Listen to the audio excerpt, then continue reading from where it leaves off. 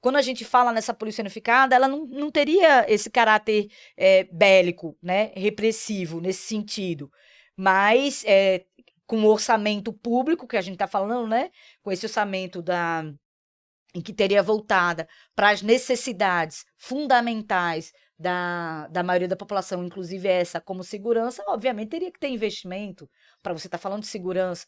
E a gente também defende a autodefesa. Nós do PSTU, nós defendemos a autodefesa. Que nós, trabalhadores, tenhamos que ter o direito da gente se defender, não é? Mas que com a gente... arma? Sim. Sim. No caso, o porte ou... De forma coletiva, não é? Em que a gente discuta também, né? Onde a gente se organiza coletivamente essa autodefesa e que sim, muitas vezes, no porte de armas. Porque, olha, os empresários, né? Eles têm tudo, eles têm... Pois é, a lei nunca são Ele pra tem eles. defesa particular privada, segurança privada, né? A arma dele lá Altamente guardada. qualificada e armada, eles têm carro blindado, eles têm o próprio Estado e a própria Polícia do Estado que está a serviço de garantir a propriedade privada. Então, somos nós, né, mulheres, imagina, né, a gente... na comunidade, a gente se organizar, a gente discutir sobre, e a gente ter o porte de arma para a gente enfrentar a violência que os nossos corpos ficam à mercê, né? Do estupro, da violência. Os trabalhadores, por exemplo, agora na Mata Sul, né? Esses trabalhadores que estão lutando pela terra, porque essa terra desse trabalhador da Mata Sul, ali lá esqueci o nome. Em Barreiro. São terras oriundas de usinas falidas, que deixaram grandes dívidas com o Estado. Então, esses trabalhadores trabalham lá há anos, inclusive vindo, né, dos seus pais e tal, começaram a plantar e a sobreviver dessa plantação, mas essa terra nunca foi reconhecida como deles. No entanto, essas usinas têm altas dívidas com o Estado.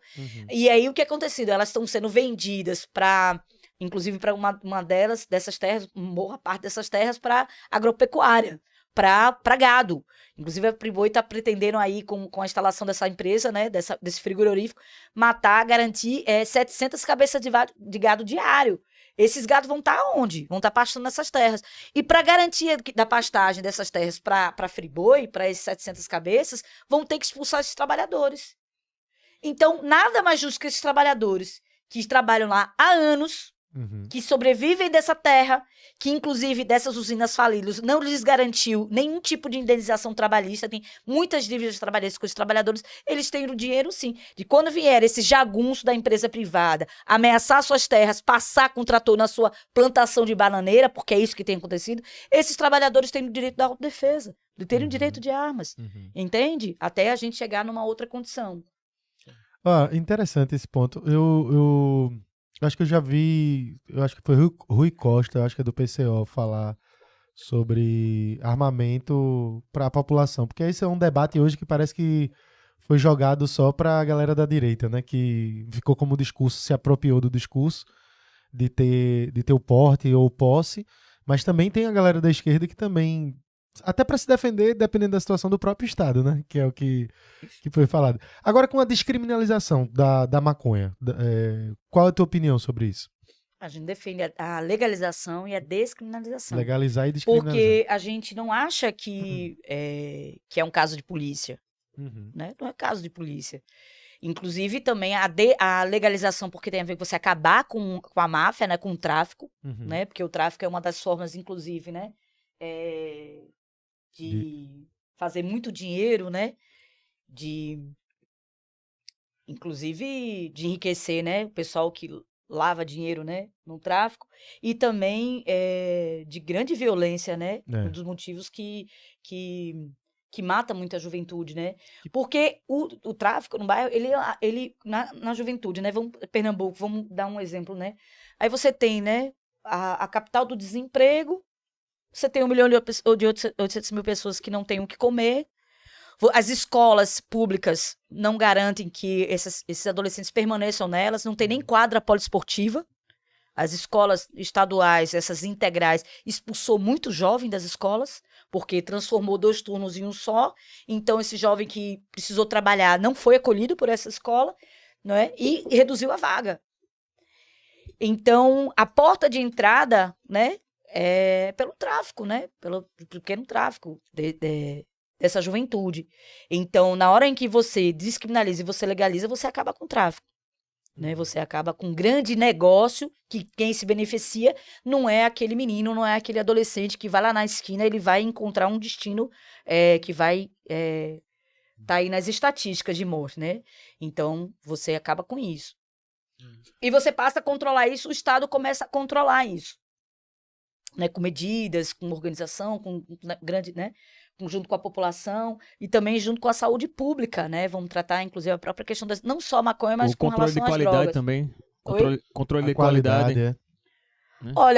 Olha, a gente tá falando aqui do tráfico, né? Que é uma mazela, né? Com relação às drogas, à maconha, às drogas e tudo mais. E quando a gente fala disso, é porque, de fato, o Estado ele tem o controle sobre o uso, sobre o usuário, não é? E não permitir que, de fato, esse usurário, ele seja vítima que seja feito que as pessoas comecem a enriquecer e ter lucros e aí, né, se apropriar,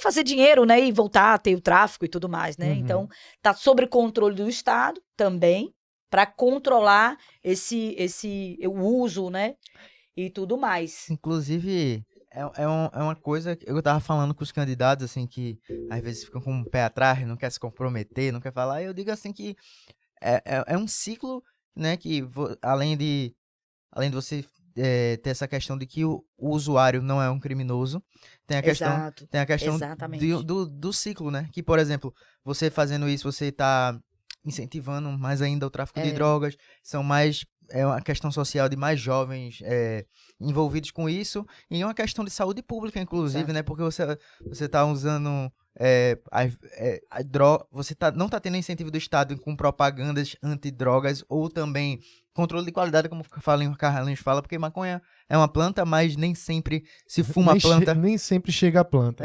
Exatamente. E aí, enfim, uma questão que volta para a saúde pública. Depois tá o Estado tendo que arcar também com custos da população e pessoas que estão doentes, né? Que é, inclusive, mais um ponto que eu queria trazer aqui, porque a saúde em Pernambuco, a gente tava até falando, o HR que caiu, vários episódios nos últimos tempos, tá mostrando o quanto isso aqui tá sucateado. E minha pergunta é, em um eventual governo da senhora, tem como fazer algo assim de forma prática para que a gente consiga sentir uma diferença, pelo menos em 4 anos? Já dá... Primeiro, deixa eu deixar muito, muito resolvido aqui, né, a nossa política. A gente defende a descriminalização e a legislação de todas as drogas, não é só da maconha. Porque, não é, todas elas estão a serviço, né, do tráfico que tem matado a nossa juventude e tem ajudado, parte do orçamento do Estado. É uma hipocrisia completa, né? Porque quem tem dinheiro tem acesso às drogas e não tem nenhum tipo de repressão. Muito pelo contrário, né? Muitos deles fazem parte desse grande negócio que é o tráfico.